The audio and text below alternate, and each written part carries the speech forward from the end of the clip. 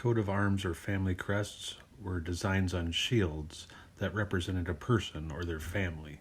Oftentimes they were passed down from generation to generation.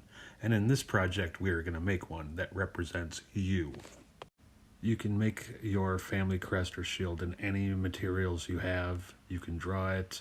You can make it out of construction paper or cardboard. I am folding this piece of paper in half so I can make a symmetrical shield. But you can make it with whatever you want. Shields are a lot of different shapes, and I'm going to make my shield first by folding the paper and drawing half of it on one half of the paper and then cutting it out. This way it will be symmetrical. Now you can make your shield and all its different parts from many different pieces of paper, or you can draw it all on one. That is your choice. How you make your shield is up to you. All I'm going to require is that it has certain elements in it, and we will talk about that as we go. For right now, I am just making the shield part. Now I'm going to cut out my shield so it is symmetrical, and I'm going to place it in the middle of this paper for my coat of arms. I suppose if you wanted to use the negative shape, you could do that too. That would work. But I'm not going to. I'm going to use the positive part. Now, family shields or crests had this little scroll at the bottom often. That's where they put the family name or your name. So you're going to make one of those.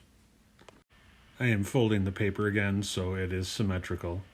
And I'm going to cut out little scroll kind of shape. You can also draw this in if you're doing it on one piece of paper. Again, this is going to be the area where you're going to put your name or your family name for your coat of arms or family shield. Now I'm going to divide the space of my shield up into shapes. You do this however you want. Any way you want to divide it up is going to be fine.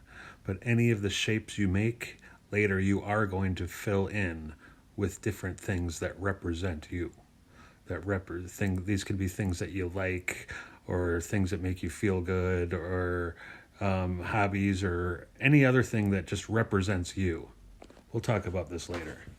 For now, I'm just dividing my shield up into shapes and kind of giving it a border around those shapes. Now, usually at the top of family crests is something called a motto. A motto is some wise words or a slogan to live by, or something that represents you. So you're going to have to think of this later. But right now I'm going to make a motto the same way I made the scroll for when I made my name. I'm making all my parts separately, then gluing them on later. But again, if you would like to just draw this is fine. Or you could use a big piece of cardboard from an Amazon box and make a big shield. Really, how you make it is up to you. I'm just showing you one way to do it. Now the mantling is the decorative stuff on the outside of the shield to the right and left. It can sometimes be lacy, sometimes it's wings, sometimes it's feathers, and other times it's animals. I'm going to do an animal, but I'm going to think of an animal that represents myself. When I was a kid, we had this cabin on a lake, and we would go up there pretty much every other week, a couple times a month, and that place had a lot of bugs. But my favorite bug that I ever saw, if you can have a favorite bug, was a dragonfly. So I'm going to draw 2 dragonflies on the outside of my shield, because that represents me and how I grew up. But you could do what you want. If you want to do something lacy or feathers or something like that, go for it. If you have a favorite cat or dog, maybe you could draw that. You decide. Just make sure that it represents you when you do it. When I cut mine out, I used a folded piece of paper and so I cut through 2 pieces of paper so that I would have two animals that were exactly the same. You can do that if you want, but if you want 2 different animals, or animal and something else going on the other side, that's fine too. Remember, it does not have to be an animal. It can be something else that represents you, or just decorative kind of lace if you want, or it could be a monster truck or something if that represents you. Now at the top of a family shield is something called a crest or helm. This will often be a head and armor or feathers, or sometimes a bird at the top of the shield. Now I'm going to do a head and armor, but I've got to do something that works for me. I've never been a knight in a castle, so I am going to draw the head of Mandalorian armor because, this is the way. But you can put what you want at the top of your shield.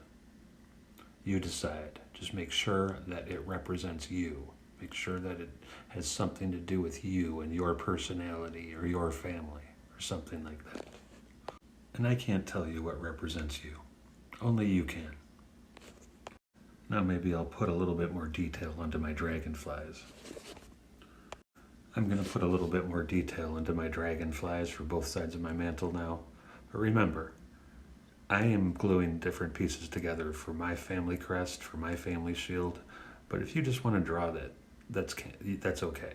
You can use whatever media you want in this project. Use whatever makes sense for you. Because this project is all about your identity, not mine. I'm also going to kind of darken these areas where I divided my shield up into different spots. Kind of fill in. So I still have the shapes that I can draw things to represent myself, because that's what we're going to do in the next part. But I'm just going to kind of define where those areas are a little bit on my shield.